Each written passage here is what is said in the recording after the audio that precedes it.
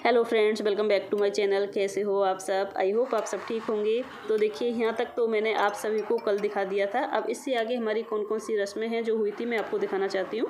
तो देखिए, यहाँ पे खाना खाने के बाद कौन सी रस्में होती हैं। दूल्हा दुल्हन दोनों को एक साथ में बिठा दिया जाता है, जो यहाँ पे बिठाया हुआ है। ये दुल्हन है जो मुझे इशारा करी थी कि बुआ जी थोड़ा सा इधर आना, तो कुछ उन्होंने ठीक कराया था।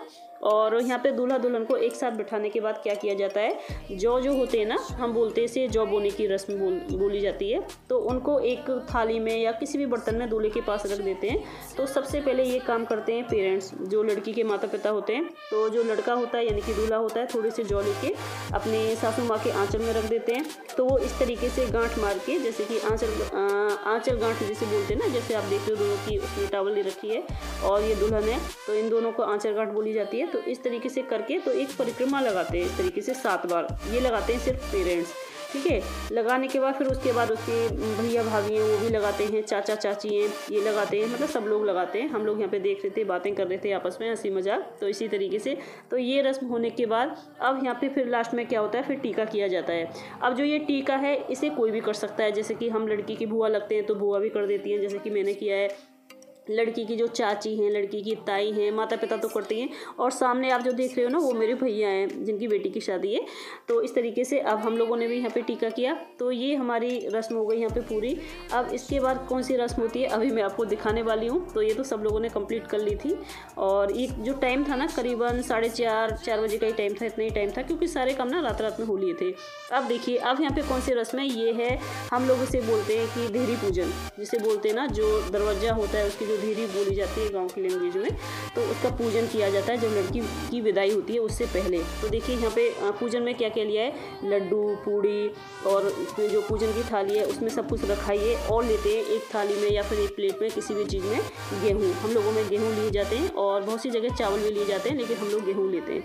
तो फिर क्या करते हैं, लास्ट टाइम पे दुल्हन से उसको मतलब वहाँ पे पूजन कराते हैं। और पूजन करा के ये बोला जाता है कि दुल्हन के मुँह से बुलवाया जाता है कि ये बोल दो कि हे भगवान, मेरे पापा का जो घर है हमेशा धन दान से भरा रहे और सारी सुख समृद्धि जैसी कि पहले थी ऐसी ही बनी रहे, कृपा आपकी कृपा मतलब बनी रहे। तो इस तरीके से, तो देखिए इस तरीके से यहाँ पे दुल्हन ने मतलब पूजन कर दिया। लड़की ने अपने पापा की जो घर की देहरी थी, चौखट थी, मतलब चौखट भी बोला जाता है, देहरी चौखट, तो यहाँ पे इसका पूजन कर दिया। और पूजन करने के बाद फिर क्या करते हैं, दोनों मुट्ठियों में गेहूं भरते हैं। और गेहूं भर के या तो 5 बार घर में मतलब अंदर की साइड फेंक देते हैं, 5 बार फेंक देते हैं, या फिर 2 बार फेंक देते हैं, 7 बार फेंक देते हैं। तो इस तरीके से हम लोगों ने तो कितनी बार फेंकवाए थे, हम लोगों ने 7 बार के लिए बोला था कि 7 बार फेंक दें, इस तरीके से भर के। तो इसने 7 बार नहीं फेंके थे, फिर हमने 5 बार करवाए थे, तो 2 हो गए। और ये फिर 2 बार और फेंके तो 4 मुट्ठी हो गई। तो 1 मुट्ठी भर के और फेंकवा दी थी लास्ट में, मतलब जिससे 5 हो जाए, 4 नहीं होता ना, तो इसलिए शुभ के लिए तो एक इस तरीके एक रखवा दी थी, तो एक रखवा दी इस तरीके से। तो ये हो गई 5। अब इसका पूजन करने के बाद क्या होता है ना, लड़की घर के अंदर मतलब पलट के नहीं देखती, फिर सीधा उसको बाहर मतलब ले जाते हैं और विदाई हो जाती है। अब यहाँ पे इसकी विदाई हो रही है। अब क्या है ना, यहाँ पे लड़की की थोड़ी सी प्रॉब्लम हो गई थी। प्रॉब्लम मतलब क्या है ना, शादी का माहौल होता है ना, कोई ध्यान भी नहीं दे पाता दुल्हन पे। तो इसने कुछ खाया पिया भी नहीं था, तो भूख से मतलब या फिर किसी भी वजह से इसे थोड़ी सी चक्कर और गाड़ियों में वोमिटिंग की प्रॉब्लम हो जाती है, तो इसलिए थोड़े से चक्कर आ रहे थे। तो बस इसीलिए अब यहाँ पे लड़की की विदाई हो चुकी है। तो देखिए, लड़की को लेके जा रहे हैं। वैसे तो हम लोगों में लड़की का जो मामा होता है ना, लड़की का मामा गाड़ी में बिठाता है, लेकिन मामा तो थे नहीं इस समय पे, मामा चले गए थे मतलब। तो इसलिए ये लड़की का भाई है, तो हमने उसी से बोला था कि इसे चला नहीं जा रहा थोड़ा सा, तो हम लोग तो बिठा नहीं सकते ना गोद में उठा के। तो फिर भाई से बोला था कि तुम उठा के इसे गाड़ी में बिठा दो। तो यहाँ पे गाड़ी में बिठा दिया। और गाड़ी में बिठाने के बाद एक फेरी लगाई जाती है हमारी, मतलब परिक्रमा, सॉरी, गाड़ी में मतलब दूल्हा नहीं बैठता, उससे पहले लड़की को ले जाके और गाड़ी में लेके जाते हैं। जब तक जो गांव होता है ना, गांव निकल नहीं जाता, थोड़ा सा गांव को निकाल के फिर वहां से वापस ले आते हैं। उसके बाद फिर दूल्हा दुल्हन सबको बिठा के, जो भी लड़की साइड के होते हैं, तो सबको विदा किया जाता है। तो इस तरीके से और मैं साथ में गई हुई थी, ये मेरी दीदी हैं, ये सब लोग हम यहीं पे खड़े हुए थे जब विदाई का टाइम था। और सच में इतना ज़्यादा धुंध छाई हुई थी ना, बहुत ज़्यादा। तो चलिए जी, यहाँ पे लड़की की विदाई तो हो चुकी है और इस तरीके से हम लोगों में शादी होती है। यही हमारे रीति रिवाज होते हैं। मेन रोड पे हमारा घर है, सामने आप देख ही रहे हो। और हम लोगों ने तो काफ़ी ज़्यादा एंजॉय किया, आपने भी किया होगा। तो फ्रेंड्स, काफ़ी अच्छा लगा, काफ़ी हम लोगों ने यहाँ पे एंजॉय किया। और ये हमारा ही घर है, लेकिन जो घर की हालत है आप लोग देख सकते हो कितना ज़्यादा गंदा हो रहा है, क्योंकि यहाँ पे हम लोग रहते नहीं हैं। कभी कभार आते हैं तो मम्मी महीने में 2 महीने में ज़्यादा टाइम भी हो जाता है तो आके सफाई कर जाती है, और उसके बाद फिर ऐसा ही गंदा हो जाता है घर। जब रहते नहीं है तो आप लोग जानते हो कि घर गंदा ही रहता है। और अब हम निकल रहे हैं दिल्ली के लिए, क्योंकि शादी हो गई, सारा काम हो गया, मॉर्निंग का टाइम है। और अभी जो टाइम हुआ है कितने बजे, 8 बजे। लड़की भी जल्दी विदा हो गई थी, लड़की की विदाई हुई थी करीबन 5 बजे, तो इसलिए तो अब हम चलते हैं। अभी ज़रा टाइम लग जाएगा और रास्ते में कुछ भी प्रॉब्लम हो सकती है किसानों की वजह से, तो देखते हैं अब रास्ते में कुछ प्रॉब्लम होती है या ठीक ठाक निकल जाते हैं।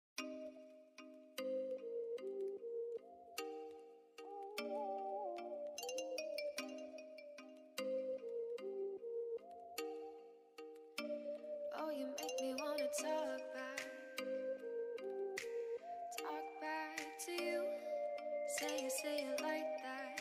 If I hate you, then find someone new, baby. But you know I never will. No, so I choke you down just like a pill.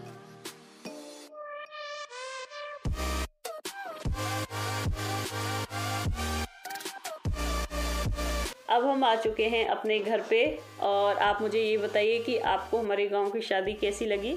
आपको मैंने अपनी पूरी फैमिली से मिलवाया, सबसे मिलवाया, मतलब अभी तो बहुत रह गए थे जिनसे मैं मिलवा नहीं पाई थी क्योंकि वो मेरे पास में नहीं थे, इधर उधर थे, नहीं तो सबसे आपको मिलवाती। लेकिन फिर कभी जाऊँगी ना तो आपको ज़रूर मिलाऊँगी।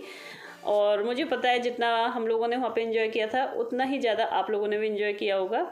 और सबसे अच्छी बात मुझे पता है गांव में क्या लगती है, वहाँ की खेत मुझे बहुत ज़्यादा पसंद है। मैं तब भी जाती हूँ ना तो खेतों पे घूमने के लिए ज़रूर जाती हूँ, मुझे बहुत अच्छा लगता है। यहाँ पे क्या है ना, हम लोग घर के अंदर ही रहते हैं तो बाहर तो निकल नहीं पाते, मतलब किसी काम से निकलते, लेकिन वहाँ पे एकदम खुली हुई हवा और इतना अच्छा लगता है। घर के आसपास ही खेत हैं सारे, बहुत अच्छा लगता है घूमना, तो इसलिए।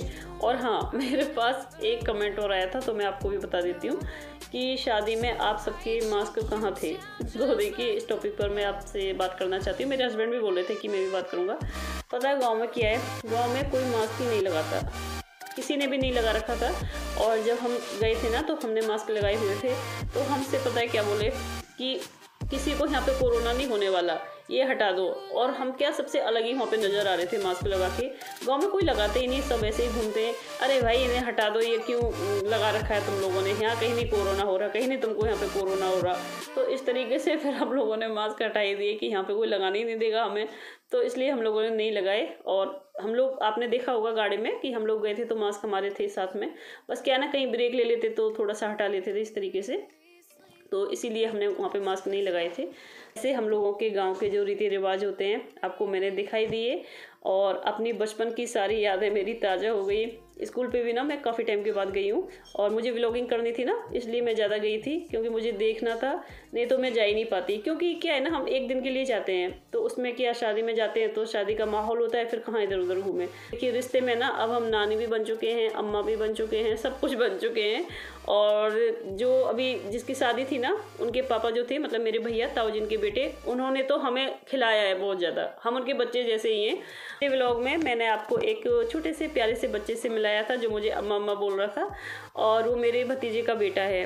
अब देखिए उसके पापा को मैंने खिलाया, लेकिन उस समय मैं खुद भी बहुत ज़्यादा छोटी थी, है ना। लेकिन गांव में क्या ना, शादी जल्दी हो जाती है तो इसलिए फिर हम दादी अम्मा नानी सब कुछ बन चुके हैं। इसीलिए अब मैं इस व्लॉग का एंड करने के लिए जा रही हूँ। अगर आप सभी को पसंद आया हो तो आपको क्या करना है, लाइक करके जाना है। फिर नई वीडियो के साथ मुलाकात होगी। Bye, take care.